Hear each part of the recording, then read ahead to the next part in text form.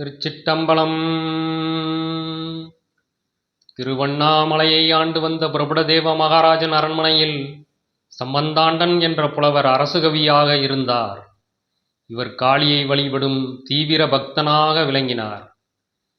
இவர் அருணகிரிநாதர் மேல் கொண்ட பொறாமையின் காரணமாக அவரை போட்டிக்கு அழைத்தார். இருவரும் அவரவர் வழிபடும் தெய்வங்களை பாடி அழைக்க வேண்டும், தெய்வம் எல்லோர் முன்னிலையிலும் தோன்றி காட்சி தர வேண்டும் என்பதே போட்டியின் சாராம்சம்.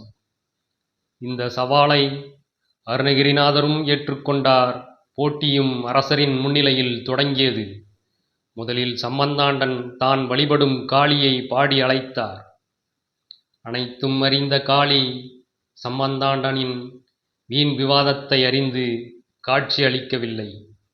பின் அருணகிரிநாதர் முருகப்பெருமானை வணங்கி இப்பாடலை பாடினார். அதல சேடனாராட அகில மேரு மீதாட அபின காளிதானாட அவளோடு அன்று அதிர வீசி வாதாடும் இடையில் ஏறுவாராட அருகு பூத வேதாளம் அவையாட மதுரவாணிதானாட மலரில் வேதனாராட மருவு வானுலோராட மதியாட வனசமாமியாராட நெடிய மாமனாராட மயிலும் ஆடி நீயாடி வரவேணும் என்ற திருப்புகளை பாடியவுடன் அங்கிருந்த மண்டபத்து தூணை பிளந்து முருகப்பெருமான் மயிலோடு வந்து காட்சி கொடுத்தார்.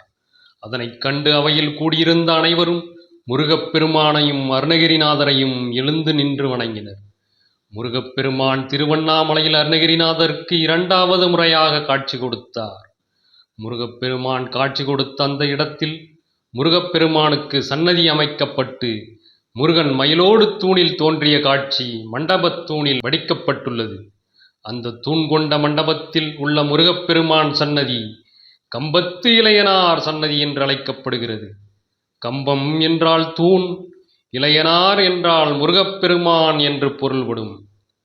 அடியார்களே, நண்பர்களே, இதுபோன்று ஆன்மீக தகவல்களை அறிந்து கொள்ள நம்முடைய சிவபுராணம் டிவியை சப்ஸ்கிரைப் செய்யுங்கள், ஷேர் செய்யுங்கள், தங்கள் மேலான கருத்துக்களையும் பதிவிடுங்கள்.